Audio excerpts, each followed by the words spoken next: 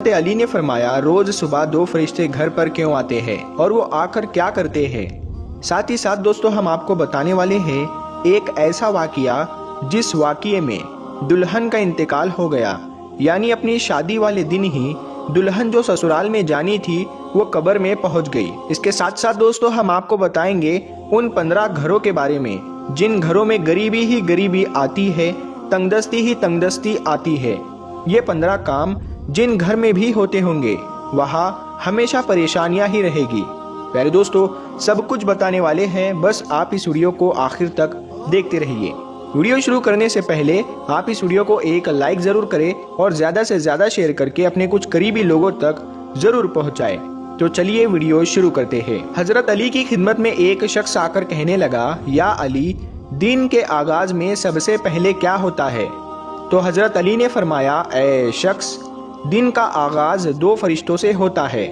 ایک فرشتہ گھر گھر جا کر دعا کرتا ہے اور دوسرا فرشتہ گھر گھر جا کر التجا کرتا ہے۔ تو وہ شخص کہنے لگا، یا علی، کس بات کے لیے فرشتہ دعا کرتا ہے اور کس بات کے لیے التجا؟ تو حضرت علی نے فرمایا، میں نے اللہ کے رسول صلی اللہ تعالی علیہ وسلم سے سنا کہ صبح سے پہلے 2 فرشتے زمین پر آتے ہیں اور گھر گھر جا کر دیکھتے ہیں جس گھر میں کوئی ایسا بندہ ہوتا ہے جو اللہ کی مخلوق پر خرچ کرتا ہے، اپنے عزیز و اقارب پر خرچ کرتا ہے، اپنے گھر والوں کی ضرورتوں کو اپنا فرض سمجھتا ہے، تو ایک فرشتہ اللہ کے دربار میں دعا کرتا ہے کہ اے اللہ، اس کے ہاتھ کو کبھی تنگ مت کرنا، اس کی نعمتوں کو بڑھاتے رہنا تاکہ یہ ایسے ہی اپنے عزیز و اقارب اور گھر والوں پر خرچ کر سکے۔ اور دوسرا فرشتہ ڈھونڈتا ہے کہ کہیں کوئی گھر ایسا تو نہیں جس گھر میں کوئی ایسا شخص ہو کہ وہ اپنے گھر والوں پر، عزیز و اقارب پر مال خرچ نہیں کرتا ہو،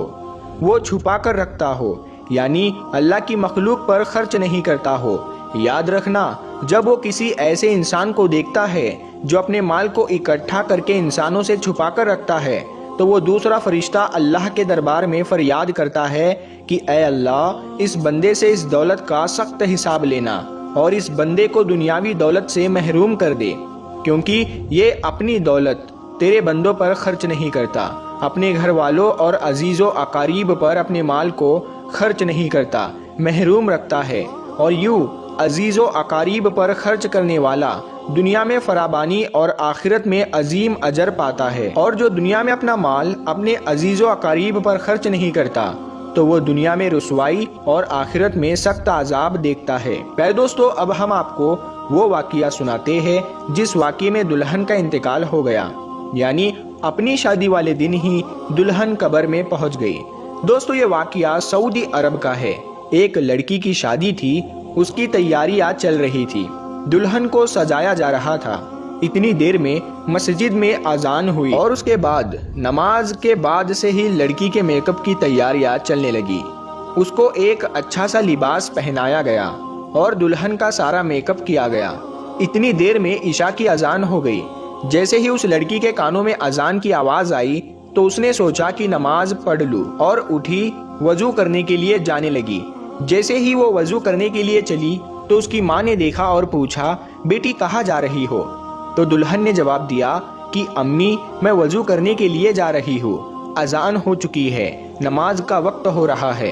لڑکی کی ماں نے کہا کہ کہیں تم پاگل تو نہیں ہو گئی ہو؟ نیچے سارے مہمان بیٹھے ہیں، تمہارا انتظار کر رہے ہیں، تم وضو کرو گی تمہارا میک اپ خراب ہو جائے گا، تم پھر اچھی نہیں دکھو گی، سب لوگ تمہارے بارے میں کیا سوچیں گے؟ اس دلہن نے کہا کہ امی، لوگ کیا کہیں گے مجھے نہیں پتا، مجھے اپنے رب کو راضی کرنا ہے۔ اتنا کہہ کر لڑکی وضو کے لیے چلی گئی۔ اس نے وضو کیا اور نماز کے لیے جانے لگی۔ وضو کرنے سے اس کا سارا میک اپ اتر چکا تھا، لیکن لڑکی کو اس بات کی کوئی بھی فکر نہیں تھی، اسے تو ڈر تھا اپنے رب کا۔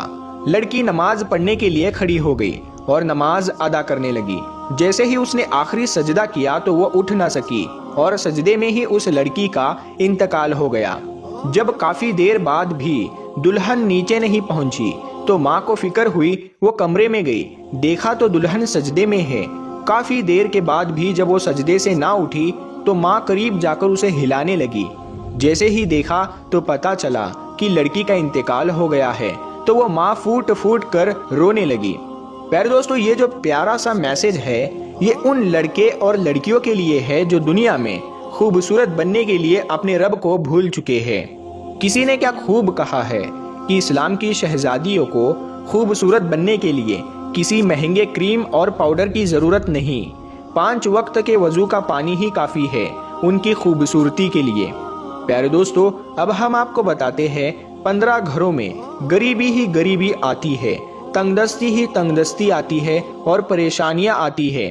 دوستو، اگر آپ کے ساتھ بھی ایسا ہوتا ہے کہ آپ کی کمائی تو بہت ہے لیکن پھر بھی پیسہ رکتا نہیں ہے، پیسے میں برکت نہیں ہوتی، آپ کی غریبی دور نہیں ہوتی، اگر آپ ان غلطیوں میں سے ایک بھی غلطی کرتے ہو تو اسے فوراً اپنے سے دور کر دو۔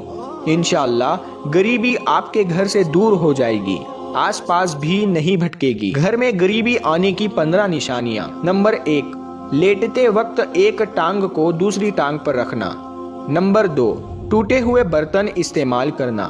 نمبر 3، بوتل کو پورا منہ یا پانی کے مٹکے کو منہ لگا کر پانی پینا۔ نمبر 4، پیڑ کے نیچے پیشاب کرنا۔ نمبر 5، ٹوٹی ہوئی کنگھی سے بال بنانا۔ نمبر 6، گھر میں کوڑا کرکٹ جمع کر کے رکھنا۔ نمبر 7، دانتوں سے ناخن کو کاٹنا۔ نمبر 8، فجر کی نماز نہیں پڑھنا۔ پیارے دوستو، سب سے زیادہ غریبی فجر کی نماز نہیں پڑھنے سے آتی ہے۔ اگر آپ فجر کی نماز نہیں پڑھتے ہیں تو اس گھر میں غریبی کا آنا طے ہے۔ نمبر 9، جھوٹی قسم کھانا۔ نمبر 10، الٹے لیٹ کر سونا۔ نمبر 11، مہمان کے آنے پر ناراض ہونا۔ نمبر 12، عورتوں کا کھڑے کھڑے بالوں کو سنوارنا۔ نمبر 13، غسل خانے میں پیشاب کرنا۔ نمبر 14، گھر میں بڑے لوگوں کو نیچے بیٹھا کر خود اوپر بیٹھنا۔ اور نمبر 15، الٹے ہاتھ سے کھانا پینا کرنا۔ پیارے دوستو، یہ تھے وہ 15 کام جن کو کرنے سے گھر میں غریبی بنی رہتی ہے اور اس گھر میں غریبی کا آنا طے ہوتا ہے۔ تو آپ اگر ان چیزوں سے بچ گئے تو انشاءاللہ تعالی آپ کے گھر میں بھی برکت ہوگی۔ پیارے دوستو، اگر آپ کو یہ ویڈیو پسند آئی ہے